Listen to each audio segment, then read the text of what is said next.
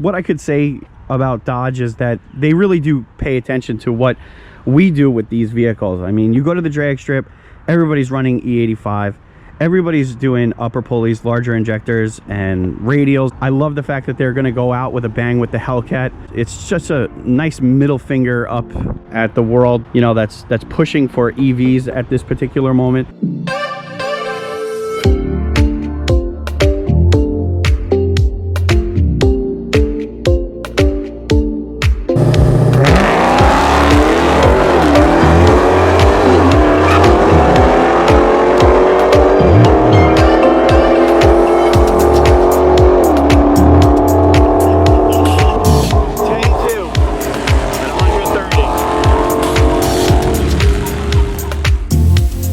All right, guys, so welcome back. Thank you for hanging out, spending a few moments here with me. If you're new, definitely make sure you hit that subscribe button. I really do appreciate it. Now the Mopar community is buzzing, and that's because Mopar Insiders just released an article going over some speculation on the last of the Hellcats potentially running E85. And in the past, I have to say that Mopar Insiders has had some really accurate inside information. They called the Challenger Demon in the past the Redeye, the Charger wide body, the new hood of the Charger Redeye. So, you know, in the past, they've done a really good job of being accurate with their speculation and their information. So, you know what? They just released an article going over how the last of the Hellcats is going to potentially see E85 and horsepower figures of over 900 horsepower. The speculation is 909, which is very realistic. If you've ever gone to the drag strip, a regular Hellcat 707 with radials does about 11.1, 11.2.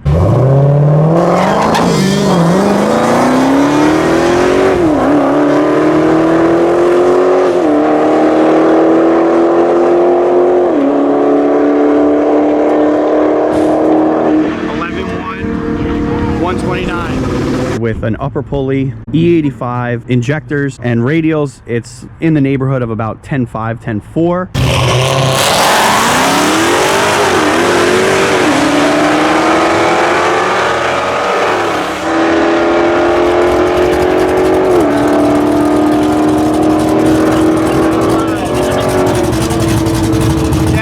134.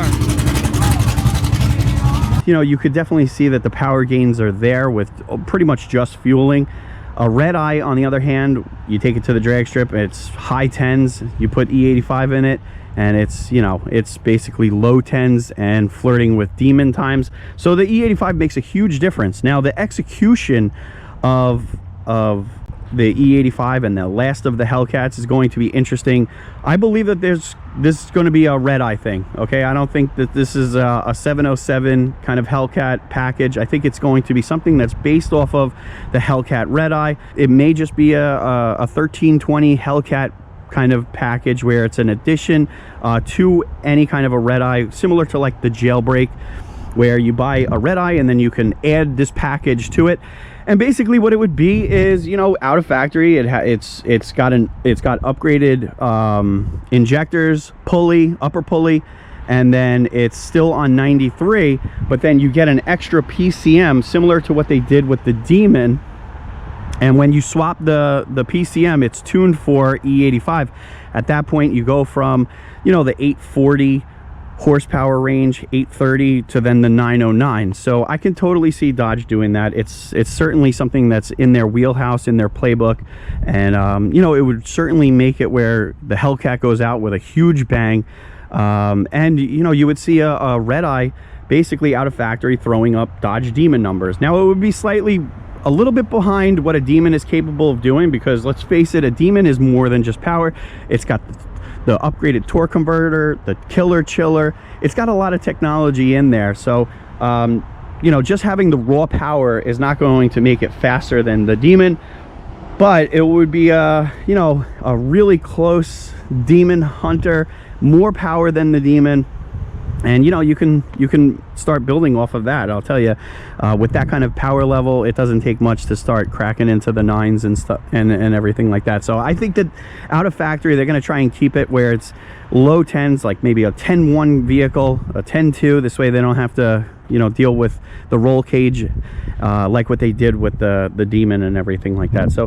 So really, to conclude, I love the idea, and I love the speculation of the E85. It really does make a huge difference, and you know, what I could say about Dodge is that they really do pay attention to what we do with these vehicles. I mean, you go to the drag strip, everybody's running E85, everybody's doing upper pulleys, larger injectors, and radials, and you see that every iteration of the Hellcat, it just keeps getting better and better.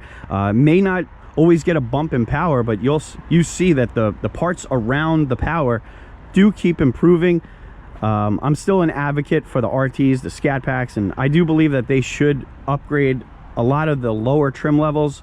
That being said, I love the fact that they're going to go out with a bang with the Hellcat. You know, it's just a nice middle finger up at the world, you know, that's pushing for EVs at this particular moment.